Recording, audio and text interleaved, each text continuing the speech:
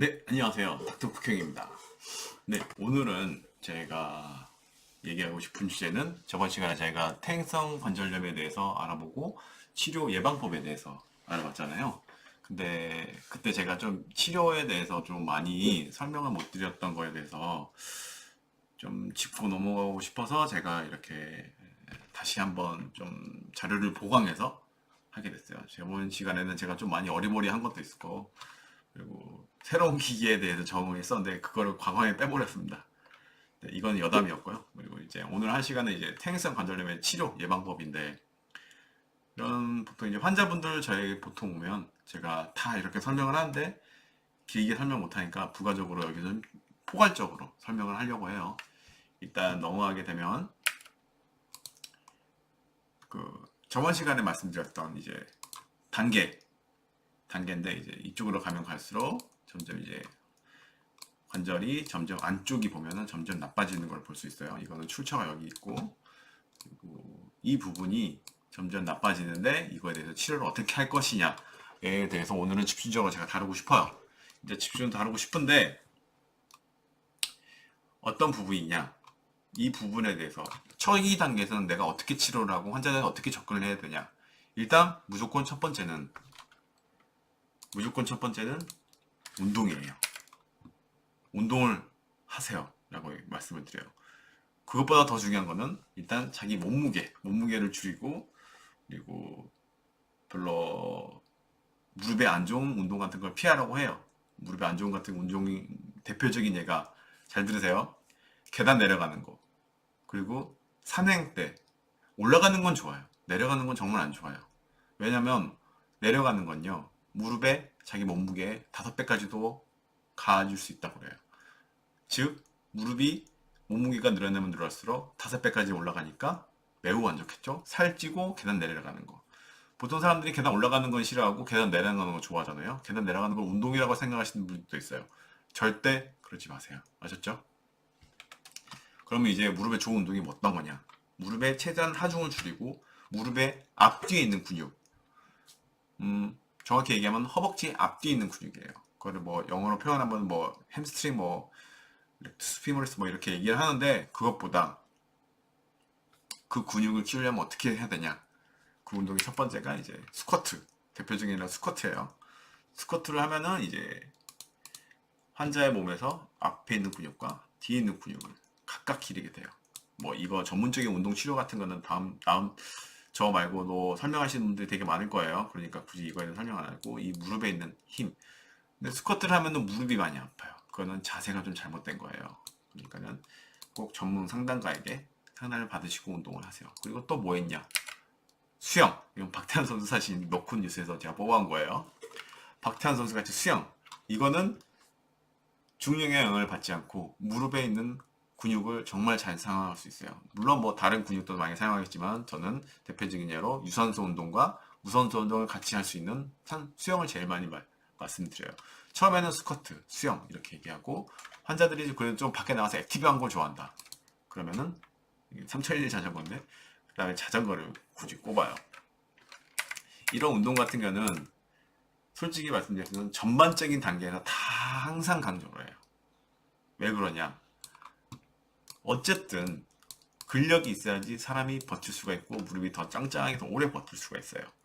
그렇기 때문에 이 운동이란 게 모든 단계에서 다 필요한 거예요. 아시죠? 수영, 스쿼트, 자전거. 뭐 제가 알지 못하면 여러 가지 운동이 있지만 뭐 그런 거에 대해서는 제가 나중에 뭐 진료 시간에도 얘기할 거고, 이게 대표적인 운동이란 것만 그냥 말씀드리는 거예요.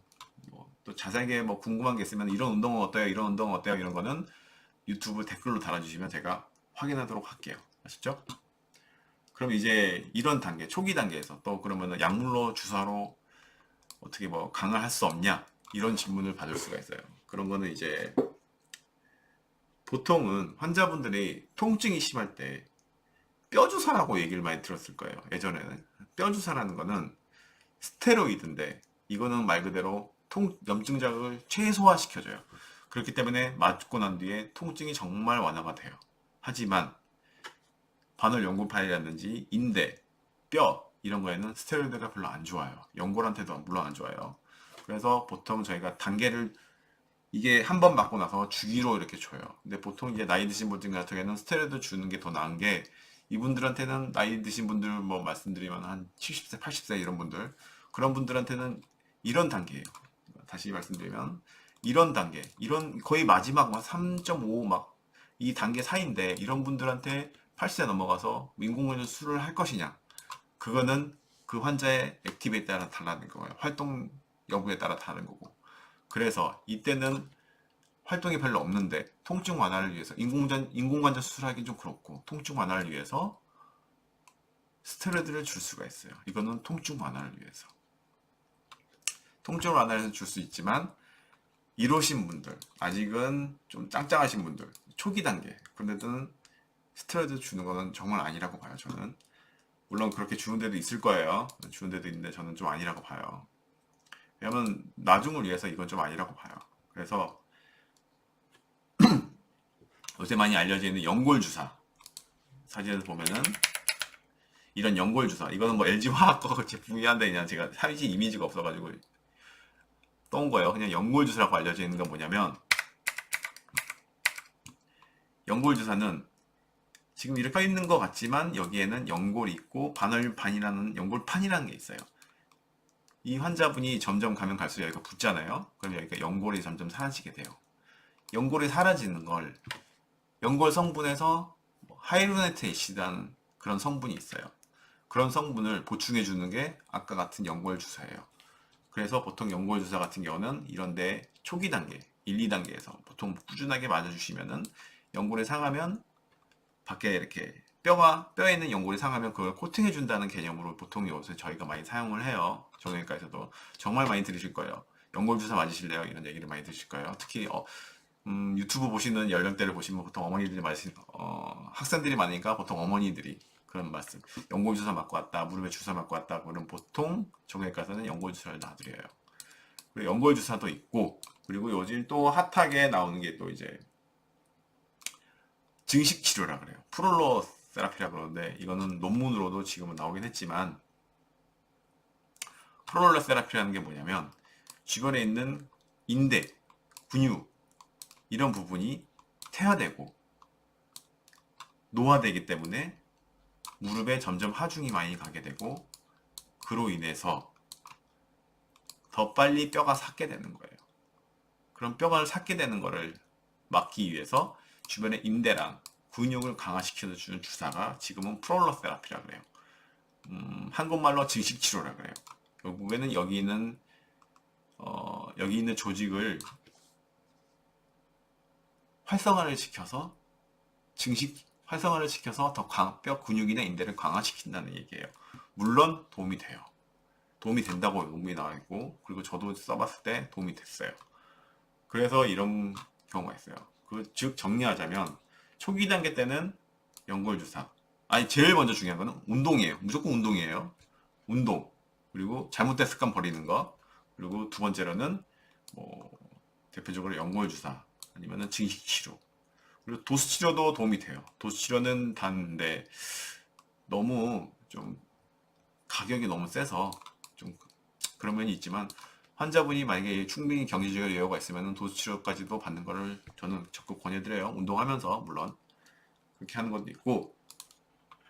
그러면 또 이제 마지막 단계, 이런 단계에서는 뭐를 할 거냐, 이건 제가 저번 시간에도 말씀드렸지만은 결국은 수술로 가는 수밖에 없어. 이미 이런 단계에서는 이미 이런 단계가 아니라 이미 운동도 하고 하지만, 이런 분들은 이미 통증이 너무 심해요. 그렇기 때문에 그거를 그냥 완화시켜주기 위해서 저희는 그냥 수술을 선택을 합니다. 정형외과에서는 보통.